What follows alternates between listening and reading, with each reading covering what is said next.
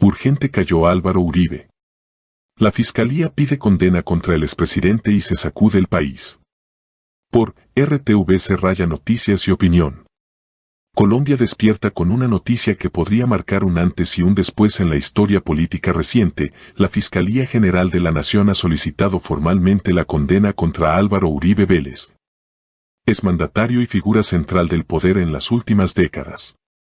Ya no se trata de conjeturas ni titulares sensacionalistas. Se trata de una acusación estructurada, documentada y presentada ante un juez. ¿Qué está en juego? La Fiscalía ha pedido la condena del expresidente por los presuntos delitos de manipulación de testigos y uso indebido de procedimientos judiciales.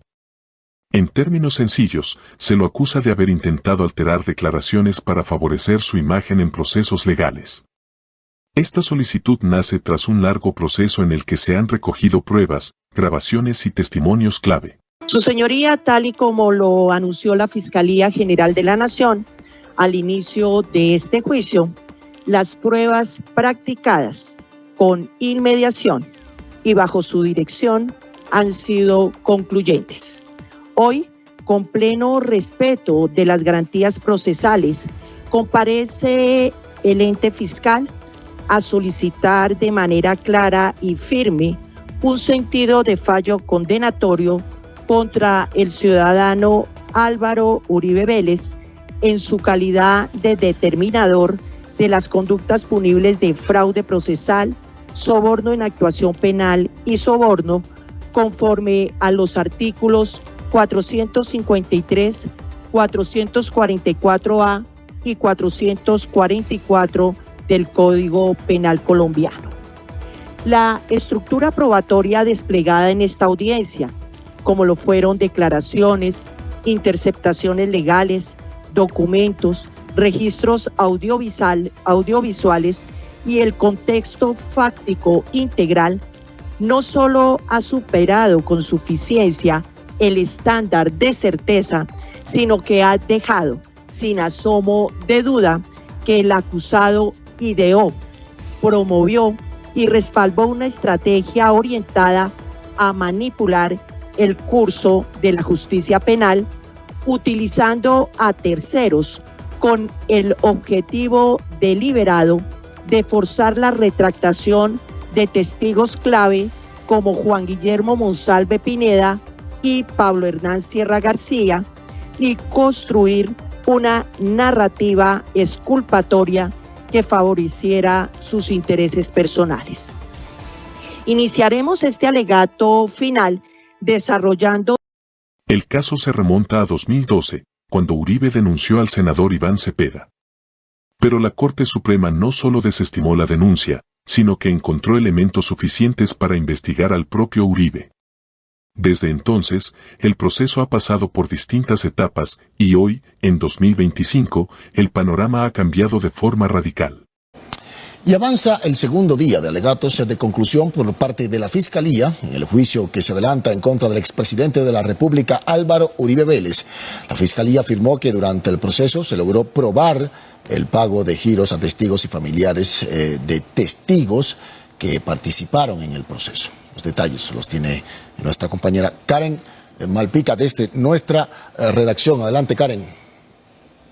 Así es, Rafa, precisamente durante toda la mañana de hoy, la fiscal del caso Marlene Ojuela afirmó precisamente que durante todo este proceso se logró probar que sí existieron pagos a favor de Carlos Enrique Vélez, alias Víctor, ex jefe paramilitar, por parte de Diego Cadena. Específicamente, estos giros se harían a través de la hermana de alias Víctor y a cambio, alias Víctor daría precisamente unas cartas, unos testimonios para favorecer al expresidente Álvaro Uribe Vélez. Veamos precisamente qué dijo la fiscal.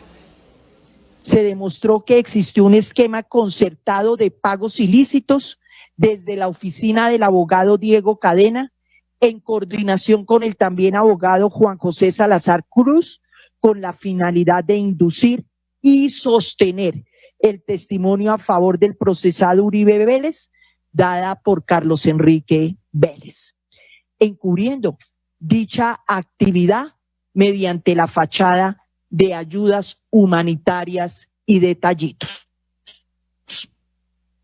María Elena Vélez recibió al menos 5.800.000 de pesos mediante giros y 18 millones de pesos en efectivo en 2 entregas directas. Una en el Parque Bolívar de Palmira por 2 millones de pesos entregados a su hijo José Fernando, y otra en la entrada de la cárcel de Palmira de 16 millones de pesos entregada también por Juan José Salazar al mismo joven. Estas sumas, por su volumen y forma, exceden ampliamente lo que podría calificarse como ayudas humanitarias, razonable, y carecen de respaldo jurídico o contractual alguno. La propia señora Vélez describió el arreglo con los abogados de la defensa como un negocio entre bandidos.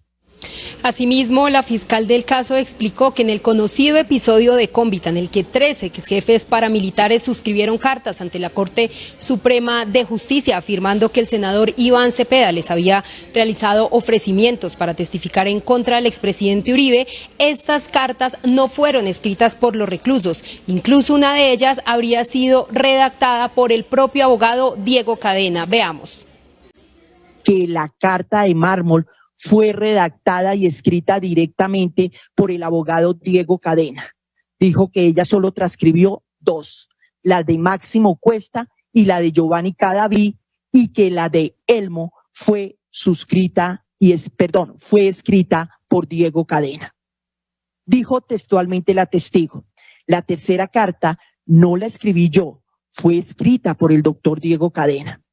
A esta afirmación Elmo respondió: yo le pedí el favor a un muchacho que tampoco no tiene nada que ver con esto. Su señoría, este intento de evasión o confusión del testigo se derrumba con el testimonio claro y firme de la abogada Ángela, que conocía de primera mano quién redactó cada una de las 3 cartas. La de Elmo Mármol, en concreto, no fue escrita por él ni por un compañero, sino por el propio Cadena Ramírez, como parte de esa estrategia de recolección de testimonios favorables a Álvaro Uribe. El rompecabezas del poder. La acusación no es solo contra un individuo, sino contra un modelo político. La figura de Uribe ha sido sinónimo de poder durante más de 20 años. Su influencia llegó al Congreso, a la justicia, a los medios y a múltiples esferas del Estado. Hoy, con esta decisión de la Fiscalía, se abre la posibilidad de que por fin haya consecuencias jurídicas reales para quienes han gobernado por encima de la ley. La defensa del expresidente ha intentado frenar este proceso bajo el argumento de persecución política. Sin embargo, la Fiscalía ha sido clara, las evidencias hablan por sí solas. ¿Qué puede pasar? De ser hallado responsable, Álvaro Uribe enfrentaría una sentencia que lo marcaría políticamente de manera irreversible. No solo quedaría por fuera de la vida pública, sino que su legado entraría en una etapa de revisión profunda por parte de la sociedad colombiana. Esto representa una posibilidad histórica de transformación institucional. Una señal clara de que, en el nuevo país que se está construyendo, nadie está por encima de la ley. El daño de fondo, el impacto social.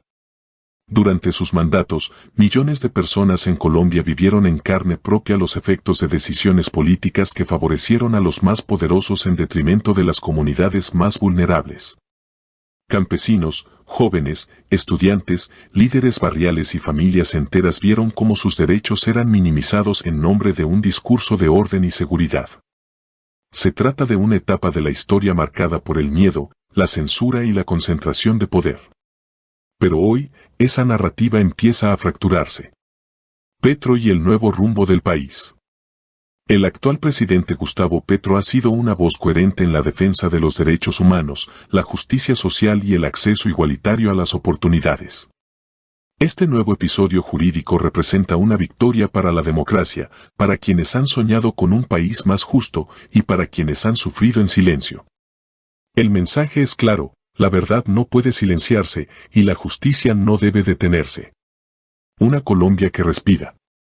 En redes sociales, en los barrios, en las universidades y hasta en los rincones más humildes del país, se ha empezado a escuchar una frase poderosa: cayó Uribe. No es un acto de venganza. Es una manifestación colectiva de alivio, de esperanza, de un pueblo que siente que por fin el sistema empieza a responder. Las instituciones, tantas veces sometidas al poder político, hoy empiezan a dar señales de autonomía. ¿Qué sigue? Vendrá un juicio, y con él un capítulo crucial en nuestra historia. Pero más allá de lo judicial, lo que está ocurriendo tiene un valor simbólico incalculable. Por primera vez, el país contempla la posibilidad de ver justicia en lo más alto del poder. El pueblo no olvida. Este proceso es también un homenaje a quienes lucharon por años sin ser escuchados. A quienes denunciaron y resistieron cuando hacerlo significaba arriesgarlo todo. A los periodistas valientes, a las madres incansables, a los líderes sociales y a toda una generación que soñó con un país distinto. Hoy no se trata solo de un juicio. Se trata del derecho a tener memoria, dignidad y futuro. Conclusión, es ahora. Este momento no debe pasar desapercibido. No se trata de celebrar la caída de una persona, sino de reconocer el surgimiento de una nueva ética pública. Una que ya no esté basada en el miedo, en el clientelismo ni en la manipulación, sino en la verdad, la transparencia y el respeto por la vida. Álvaro Uribe Vélez ha sido llamado a responder ante la justicia. Y con ello, Colombia da un paso gigante hacia una nueva era. Una era de justicia para todos, sin excepción. RTVC Noticias y Opinión 2025. Noticias con verdad, memoria y compromiso con el pueblo. Urgente, revelaciones en Medellín exponen el montaje mediático de Fico y Carrasquilla. ¿Por qué temen a la paz? Introducción, el show que no querían que vieras. Colombia vive hoy una nueva jornada de revelaciones que simbran los cimientos del poder tradicional, de ese que opera tras bambalinas, en la oscuridad, donde las decisiones no se toman para la paz ni la justicia, sino para perpetuar los intereses de unos pocos. Lo denunciado por la senadora Isabel Zuleta, respaldado por testimonios de voceros cercanos a los procesos de diálogo en Medellín, es gravísimo. Se trataría de un montaje mediático impulsado por el exalcalde Federico Gutiérrez, Fico, y la concejal del Centro Democrático, Claudia Carrasquilla, para fabricar falsos positivos informativos y sabotear los avances en los procesos de paz urbana. Lejos de ser una acusación ligera, este hecho encaja con una serie de patrones ya observados, donde la política tradicional instrumentaliza el aparato judicial, los medios y hasta los espacios de diálogo para proteger intereses personales y atacar cualquier proyecto que busque desmilitarizar la vida urbana o democratizar el acceso a la verdad. 1. ¿Qué se denunció exactamente? Según Isabel Zuleta, reconocida defensora de los derechos humanos y senadora por el Pacto Histórico, voceros involucrados en procesos de diálogo social y desarme en Medellín denunciaron que Fico y Carrasquilla habrían orquestado una especie de falso positivo mediático. Es decir, un montaje destinado a deslegitimar los procesos de paz urbana que avanzan con esfuerzo en la capital antioqueña. Este show, como lo denominan quienes estuvieron cerca, se habría montado en condiciones oscuras, donde el diálogo fue instrumentalizado y los operadores de justicia actuaron no por vocación legal, sino como piezas dentro de una maquinaria de poder mediático. En otras palabras, se trató de un espectáculo cuidadosamente calculado para generar escándalo, miedo y rechazo hacia los procesos de paz. 2. ¿Quién es Claudia Carrasquilla y por qué esto es relevante? La concejal Claudia Carrasquilla no es ajena a la polémica. Es fiscal, con un historial de altibajos dentro del aparato judicial, ahora se desempeña como concejal por el Centro Democrático, partido que se ha caracterizado por una postura abiertamente beligerante contra los acuerdos de paz y los procesos de reconciliación social. Carrasquilla ya enfrenta procesos judiciales en curso, entre ellos investigaciones por presuntos abusos de poder cuando ejerció como funcionaria judicial. Que una persona con ese historial participe, junto a Fico, en un montaje de esta magnitud no debería pasar inadvertido. Habla de una preocupante simbiosis entre política, justicia y medios, en la que el fin no es la verdad ni la legalidad, sino el control de la narrativa pública. 3. El secretario de Seguridad de Fico, condenado. Pero esto no es un hecho aislado. El entonces secretario de Seguridad de Fico durante su alcaldía, Andrés Felipe Tobón, fue condenado por irregularidades graves relacionadas con contratación y administración de recursos públicos. Esto refuerza la idea de que la gestión de Gutiérrez en Medellín estuvo permeada por la opacidad, los favores cruzados y una noción de seguridad más cercana al control mediático que a la protección real de la ciudadanía. ¿Cómo confiar en una visión de ciudad que se sustenta en shows, condenas y funcionarios cuestionados? 4. La puerta giratoria entre funcionarios y justicia. Zuleta también señala otro fenómeno estructural, la puerta giratoria. Es decir, el flujo constante de personas que pasan de cargos en el Estado a roles dentro del sistema judicial o viceversa, manteniendo redes de poder que se extienden más allá de los límites democráticos. Esto no es teoría conspirativa. Distintos informes académicos y periodísticos lo han documentado. Por ejemplo, el estudio La Justicia Capturada, de Justicia, 2022, muestra cómo en Colombia existe una fuerte correlación entre el poder político y las decisiones judiciales en ciertos casos de alto perfil. Medellín no es ajena a este problema. En contextos así, es perfectamente plausible que procesos judiciales o decisiones fiscales respondan más a intereses políticos que a la verdad jurídica. Este entramado le teme a la paz porque teme lo que puede revelar, pactos oscuros, corrupción enquistada y negocios ilegales disfrazados de legalidad. 5. ¿Por qué le temen tanto a la paz? Zuleta es tajante, no quieren la paz porque no quieren la verdad. Y esto tiene un fundamento histórico. En Colombia, cada vez que se ha intentado abrir el debate sobre el desarme, la reconciliación o el esclarecimiento de la violencia urbana, se ha encontrado resistencia feroz por parte de quienes se beneficiaron del conflicto.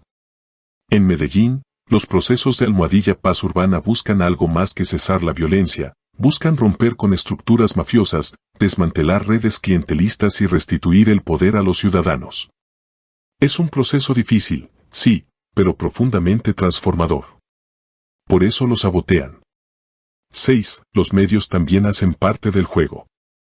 Es imposible ignorar el papel de los grandes medios de comunicación en este tipo de montajes. Muchos de ellos, sin corroborar fuentes, replican titulares alarmistas, criminalizan voceros sociales y validan versiones oficiales que luego resultan falsas o manipuladas. Los falsos positivos judiciales, ampliamente documentados en el país, también tienen su correlato mediático. En Medellín, varios reportajes sobre supuestos diálogos con criminales fueron luego desmentidos por organizaciones de derechos humanos que estaban acompañando procesos comunitarios reales. 7. ¿Qué implica esto para el futuro de Medellín?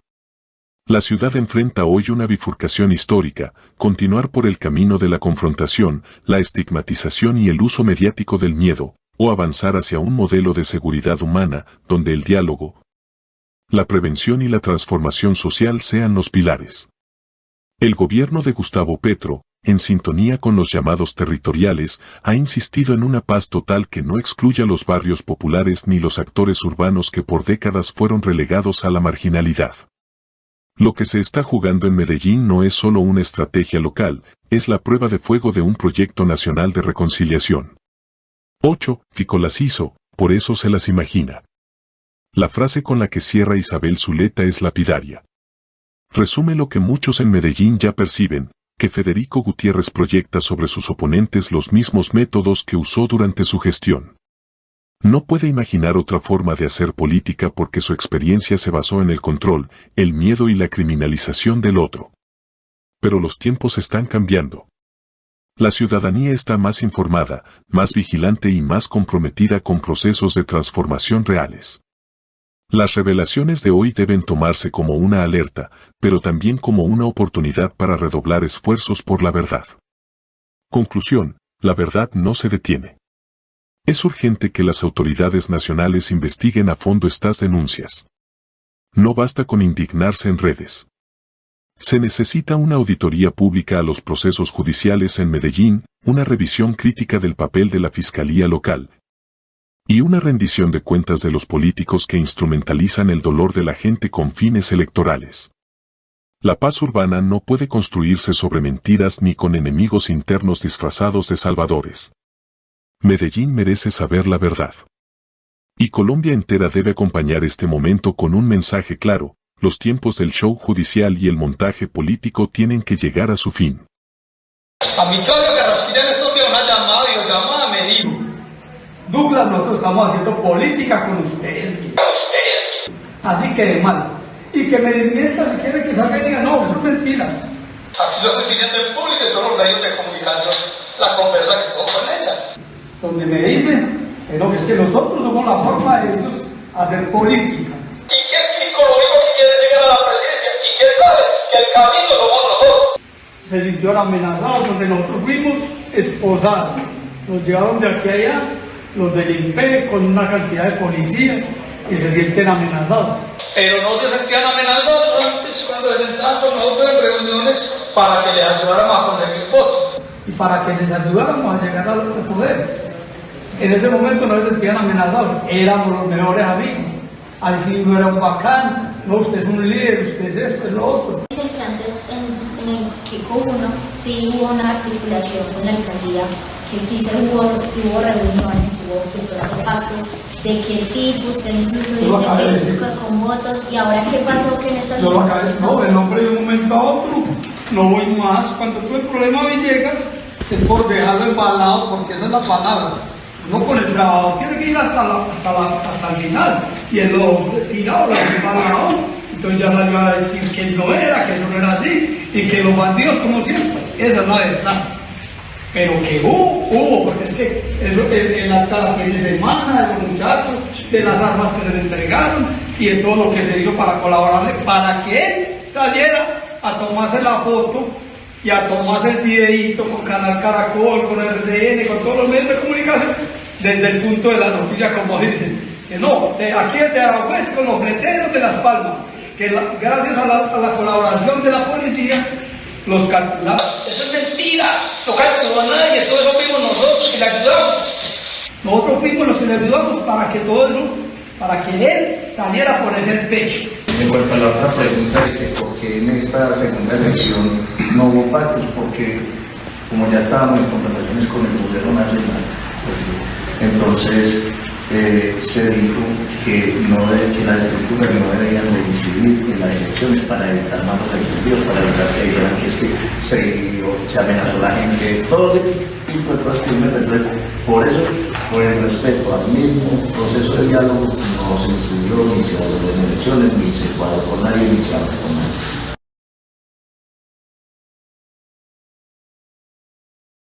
Amigos y amigas de RTVC Raya Noticias. Si disfrutan nuestro contenido y quieren apoyar este espacio de información independiente, los invito a seguirnos en Facebook como RTVC Raya Noticias, suscribirse a nuestro canal de YouTube y activar todas las notificaciones en la campanita para que no se pierdan ningún video, unirse como miembros del canal para ayudarnos a crecer aún más, apoyar nuestro contenido con los botones de like, gracias, super stickers y super chat. Si deseas apoyarnos por Transfilla, en el video dejamos el número de cuenta. Tu apoyo es fundamental para seguir informando con compromiso y verdad. Y mil gracias por ser parte de esta comunidad, nos vemos en la próxima emisión.